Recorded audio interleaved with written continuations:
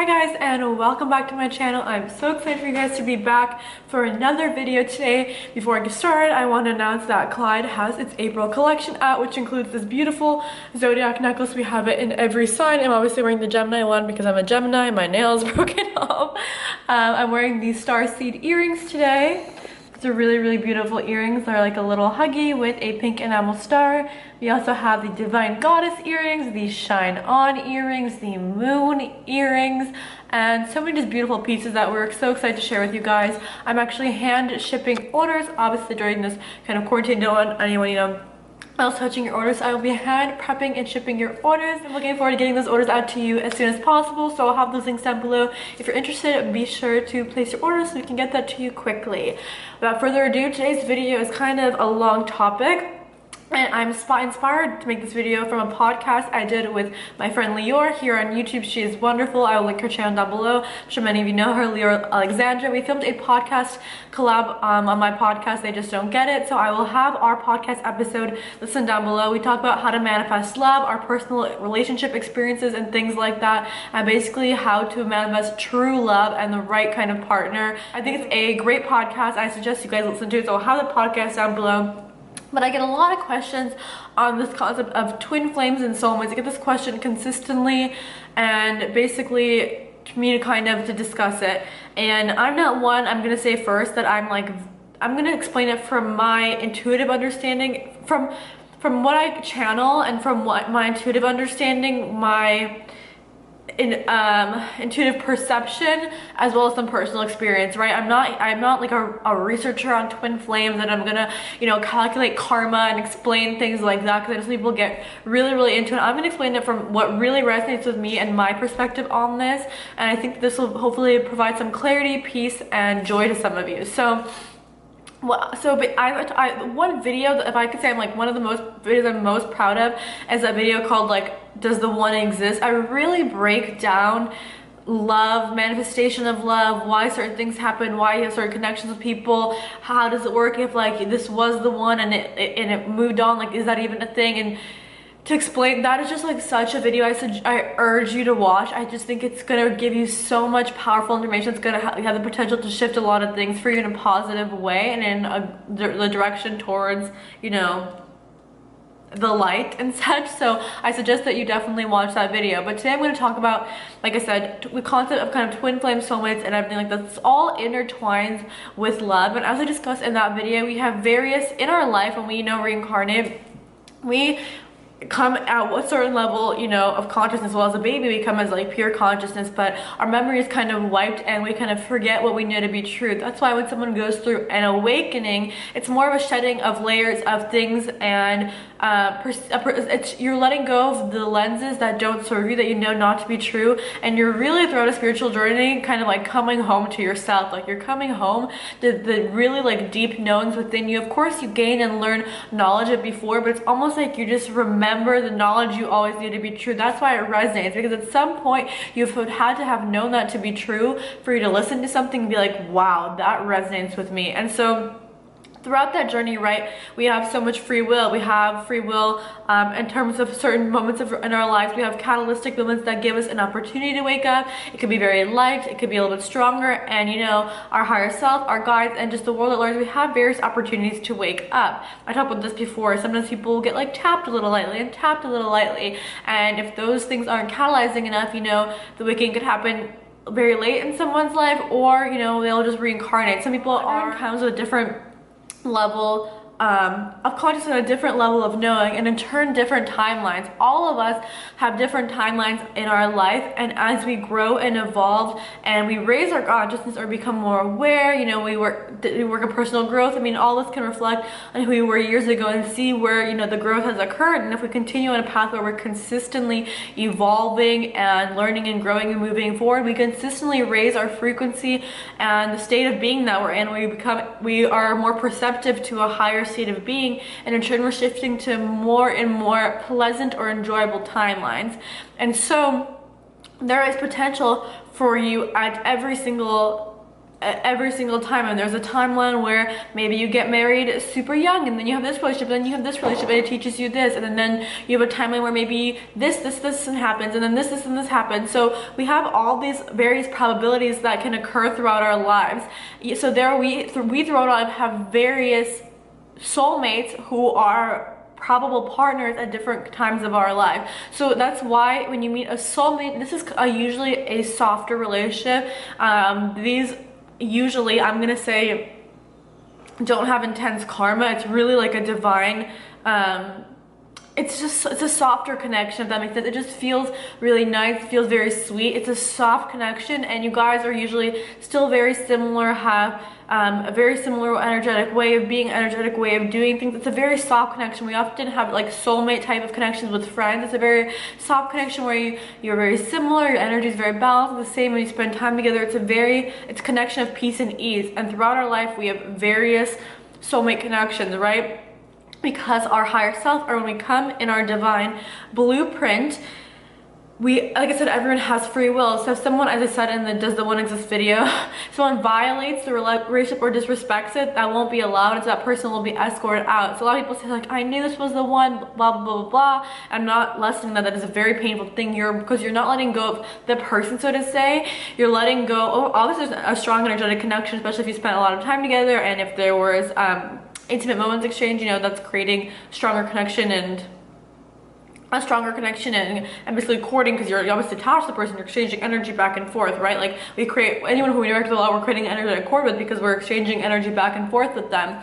And so it seems like the pain comes from mourning that timeline, the potential, because in your head, because you were genuinely on that timeline with that person, especially if you were, you know, visualizing things and thinking certain thoughts and going a specific direction, your energy was all directed in that direction, and so your timeline is being created, at least by you energetically. So then it feels kind of off, because it felt like you were like on the rail, and then the rail just kind of stopped. That's why people go into, you know, depression, things like that after partnerships end, and it's very understandable. But you have to remember is that you have many soulmate connections, probable connections built throughout your life. So if that person, it didn't work out, there's already someone else back in line with you. The importance, and something I really suggest, is always doing a lot of inner work and working yourself. When you develop a genuine sense of self-love, not self-love where you say, yeah, I love myself, I'm a bad bee, whatever, because a lot of people who overdo that kind of self-love, it's really a mask for insecurity. And people act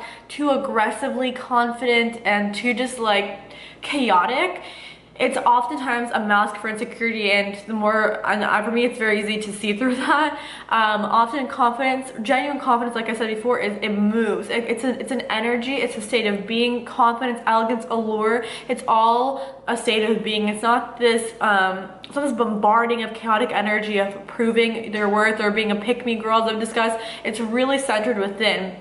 And the more, I just want you guys to understand, the more that you work on yourself, you are literally bringing in that partner closer and closer, because the more you raise your frequency and develop yourself and truly begin to validate yourself and your feelings and your emotions and raise your frequency, you're going to higher and higher probable timelines, and in turn you're attracting a better quality soulmate relationship, okay? So, and if you want more on that, I suggest you definitely watch that video, as I said. So there's not to worry, you have many. Even if you mess every single one up, the more you realign, when you once again you realign with that core frequency of yourself and get, and stay, you can manifest love at any point of consciousness, and Laura and I talk about that in our podcast. But if you want to attract like a genuine soulmate partner, you need to be at your core frequency, because soulmates match at core frequency. So if you're living at core frequency, then it's going to bring someone else who's living authentically at core frequency. That's why it's a soulmate relationship. That's why, because it's usually authentic. Usually, sometimes there's different cases and different people's energies involved, and I don't want to make these like firm statements, but oftentimes they're very authentic connections. Now, twin flames are people who have very, very similar energy to you. It's like often how twin flames attract is, it's like one person is the light version of someone and one person is brought in as the shadow, someone embodying the shadow of that person, and then they come together and do healing work together. Oftentimes these are very karmic. You brought together to learn and integrate certain lessons, and I think a lot of people fight for twin flame relationships to stay together.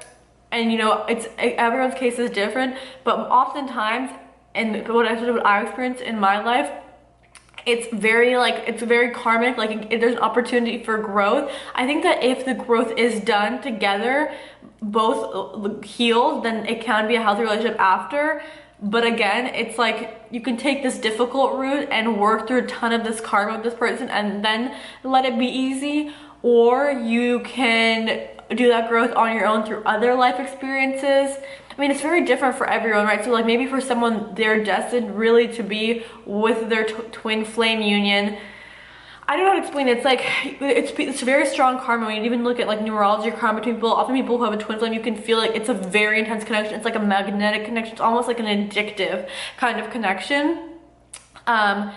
Obviously this is different, like this is why it's so case by case, because I don't want someone to be like in a toxic relationship and then being like, oh my god, this is my twin flame. It's so case by case. It's like that person usually embodies shadow and brings the shadow out of you, so it's an opportunity for you to heal your shadow and then be the light, and an opportunity for them to heal their shadow and then both be the light, and then potentially maybe that could be a relationship.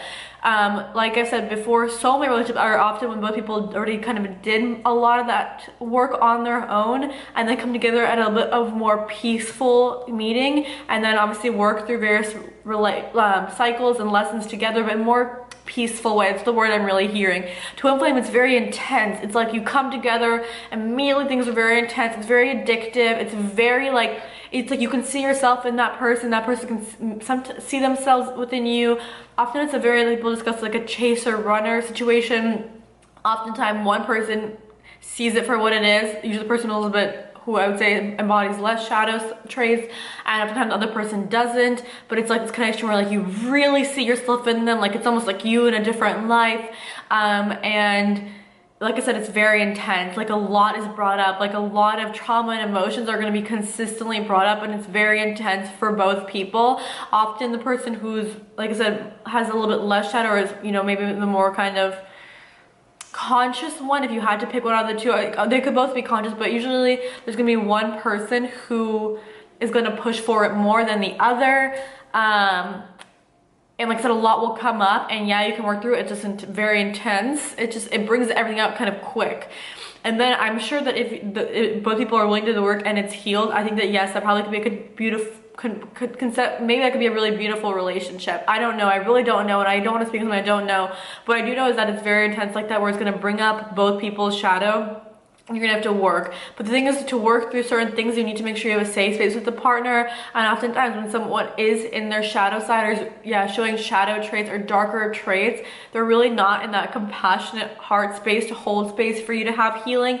And if you're being triggered, you're probably gonna be more difficult for you to hold a heart space of healing for someone else. That's why I find it difficult. I find in so many relationships there's more of a safe space container for each other to heal and grow kind of back and forth and on a slower pace, versus twin flame, it's like the flame is very intense, and I feel like it's difficult for both people to find that container. I think maybe at times they do, and they kind of go back and forth, but you know, ultimately at the end of the day, everyone's journey is their own. That's what I've seen. So I think that, you know, the twin flames can be brought into your life. That doesn't mean you need to be with that person. I think people often mistake that for that, because they feel like this intense tie for that person. I just want, the one thing I'm going to say is, if someone is disrespecting you, it's one thing if like someone's darker sides are like coming out, but it's not in a disrespectful way towards you, and they're willing to love and grow, and they're still kind of like loving and nurturing and coming from a heart space. But from what I understand, I think that it's difficult in those situations due to the intensity and due to how much is basically upheavaled, right? And so if someone is being disrespectful to you, I don't care if it is a twin flame or someone you have a deep connection, if someone disrespecting for you has manipulative or abusive traits, no, it does not matter. It doesn't matter. You can move forward, heal, grow, evolve, integrate those lessons on your own, or through other life experiences, or just through on your own what was revealed in that. Maybe cool, it was a flashlight, the twin flame was a flashlight to show you what you could be revealed in you. You can work on that and then attract a soulmate relationship. So that's from my perspective, my experience, and my understanding of those two and what resonates with me, and hopefully that could bring you some clarity, joy, and peace. I love you guys so much. Be sure to subscribe if you haven't subscribed yet and hit the bell so you see my videos when the uploads are up and ready and fresh and juicy and prime for you. I also have daily Polina, my vlog channel, which is more lifestyle vlogs. If you want to check that out, I'll have those down below. And I will see you guys on my website for other resources, guides, and one-on-one coaching, as well as on my Instagram. Mwah.